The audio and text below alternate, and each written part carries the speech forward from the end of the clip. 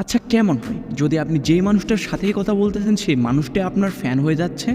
এই ভিডিওটি দেখার পর আপনি যেখানেই যান, যার সাথেই কথা বলুন, সে আপনার কথা অবশ্যই শুনবে এবং আপনি খুব সহজে যে কাউকে ইমপ্রেস করতে পারবেন শুধুমাত্র আপনার কথা দিয়ে। কারণ এই ভিডিওটার মাধ্যমে আমি আপনাদেরকে সুন্দর করে গুছিয়ে কথা বলা একদম মাস্টার বানিয়ে ফেলব। চলেন শুরু করি। সো ভিডিও নাম্বার 1 বিষয়টি হচ্ছে যে কারোর সাথে ভাব জমান। আচ্ছা মনে করেন কয়েকদিন হলো যে আপনি একটা ছেলে বা মেয়ের সাথে পরিচিত হয়েছেন, এখন আপনি চাচ্ছেন তার সাথে ফ্রি হতে বা ভাব জমাতে। তাইলে ভাই আপনি জাস্ট এই টিপসটা একবার ফলো করে দেখেন, গ্যারান্টি কমেন্ট বক্সে এসে কমেন্ট করবেন লাভ ইউ ব্রো।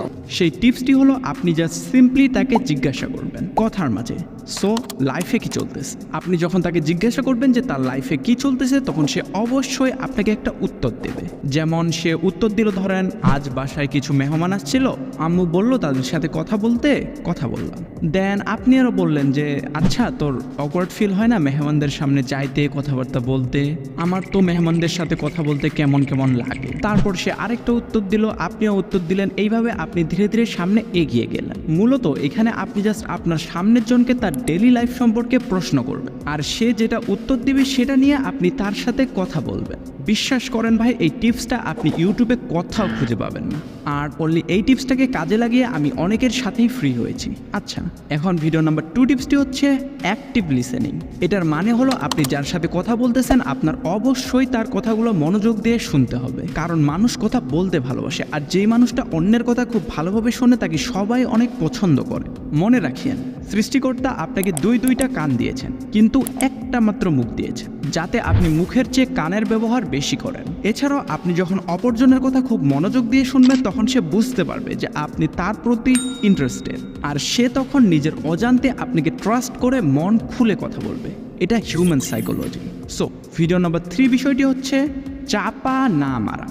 দেখেন, চাপা হলো এমন একটা জিনিস যেটা সবাই মারতে ভালোবাসে, বিশেষ করে ছেলেরা। তারা আরও এটা বেশি করে মানে যখন তারা মেয়েদের সাথে কথা বলে। ভাই শোনেন, আপনার সামনের জন কিন্তু বোকা না, সে কিন্তু খুব সহজেই এটা বুঝতে পারতেছে যে আপনি চাপা পিটাচ্ছেন নাকি সত্য বলতেছেন। So always try to be authentic.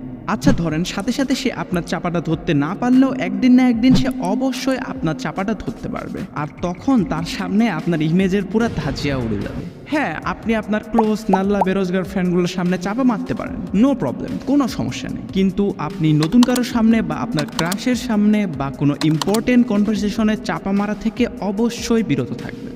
জানি ভিডিওটা লাইক করতে ভুলে গেছেন, তাই এখনই করে ফেলেন। আর ভিডিওটা ভালো লাগলে সাবস্ক্রাইব তো করবেনই, কি বলেন?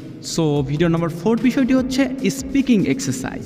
আপনাদের কিন্তু অনেকেরই মুখে জড়তা আছে, যেমন কথা বলতে বলতে নিজে থেকে অনেক ওয়ার্ডের উচ্চারণ ভুল হয়ে যাওয়া বা ওয়ার্ড উচ্চারণই করতে না পারা। এই যে নমুনা দেখেন।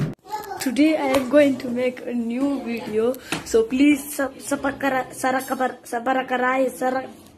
সূত্রের মাধ্যমে জানা গিয়েছে এই বেচারা এখনো সাবস্ক্রাইব ওয়ার্ডটি উচ্চারণ করার চেষ্টা করতেছে, কিন্তু আপনি তো সেই ওয়ার্ডটা উচ্চারণ করতে পারেন, ইভেন এটাও জানেন কিভাবে সাবস্ক্রাইব করতে হয়, তাই এখনই করে ফেলুন। তো আপনি এই সমস্যাটাকে খুব ইজিলি ফিক্স করতে পারেন একটা এক্সারসাইজ করার মাধ্যমে। এই এক্সারসাইজটি করতে আপনার প্রয়োজন হবে একটি কলম এবং আপনার মুখ। আপনি জাস্ট কলমটা আপনার দাঁতের মাঝে রেখে উচ্চারণ করার চেষ্টা করবেন, লিলি লিলি লিলি লিলি লি। আর লেভেল 2 হচ্ছে আগে বড় করে দাঁত কেলিয়ে স্মাইল করবেন, দেন কলমটিকে আবার দাঁতের মাঝে রেখে ঠোঁটগুলোকে অ্যাক্টিভলি মুভ করিয়ে আবার একটি সেন্টেন্স প্রোনাউন্স করার চেষ্টা করবেন, যেমন তুমি আমি ফুলের কলি ফুটবো একসাথে, তোমার সাথে দেখা হবে ফুলসজ্জার রাতে। তুমি দিবে কিছু আমি দেব কিছু, সেই থেকে জন্ম নিবে ছোট্ট একটা শিশু।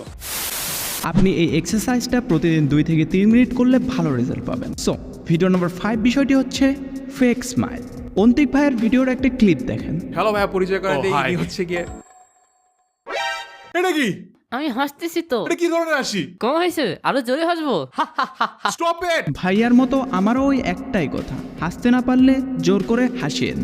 এখন বোনাস টিপস, সেটা হলো টক কনফিডেন্টলি। মানে আপনি যখনই কারোর সাথে কথা বলবেন তখন যেন আপনাকে অবশ্যই কনফিডেন্ট দেখায়। কিন্তু আপনি এখন আমাকে বলবেন যে ভাইয়া আমার তো সেলফ কনফিডেন্স কম, আমি তো কনফিডেন্টলি কারোর সামনে দাঁড়াতেই পারি না, আমি কিভাবে আমার কনফিডেন্স বিল্ড করব? সমস্যা নাই, এই নিন এই ভিডিওটি দেখুন, কারণ এই ভিডিওটি দেখলে আপনার কনফিডেন্স লেভেল এখান থেকে এখানে পৌঁছে যাবে। আর উক্ত ভিডিওটি ভালো লাগলে অবশ্যই চ্যানেলটিকে সাবস্ক্রাইব করতে ভুলবেন না।